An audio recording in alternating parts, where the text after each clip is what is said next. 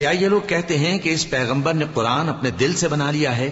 کہہ دو کہ اگر میں نے دل سے بنا لیا ہے تو میرے گناہ کا وبال مجھ پر، اور جو گناہ تم کرتے ہو اس سے میں بری الذمہ ہوں۔ اور نوح کی طرف وحی کی گئی کہ تمہاری قوم میں جو لوگ ایمان لا چکے ان کے سوا اور کوئی ایمان نہیں لائے گا، تو جو کام یہ کر رہے ہیں ان کی وجہ سے غم نہ کھاؤ، اور ایک کشتی ہمارے حکم سے ہمارے سامنے بناؤ، اور جو لوگ ظالم ہیں ان کے بارے میں مجھ سے کچھ نہ کہنا، کیونکہ وہ ضرور غرق کر دیے جائیں گے۔ اور نوح نے کشتی بنانا شروع کر دی، اور جب ان کی قوم کے سردار ان کے پاس سے گزرتے تو ان سے تمسخر کرتے۔ وہ کہتے کہ اگر تم ہم سے تمسخر کرتے ہو تو جس طرح تم ہم سے تمسخر کرتے ہو اسی طرح ایک وقت ہم بھی تم سے تمسخر کریں گے، اور تم کو جلد معلوم ہو جائے گا کہ کس پر عذاب آتا ہے جو اسے رسوا کرے گا، اور کس پر ہمیشہ کا عذاب نازل ہوتا ہے۔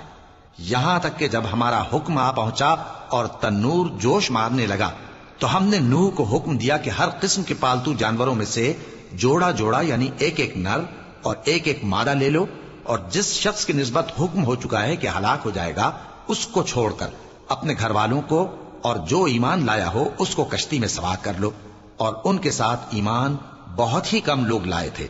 نوح نے کہا کہ اللہ کا نام لے کر کہ اسی کے کرم سے اس کا چلنا اور ٹھہرنا ہے، اس میں سوار ہو جاؤ، بے شک میرا پروردگار بخشنے والا ہے، مہربان ہے۔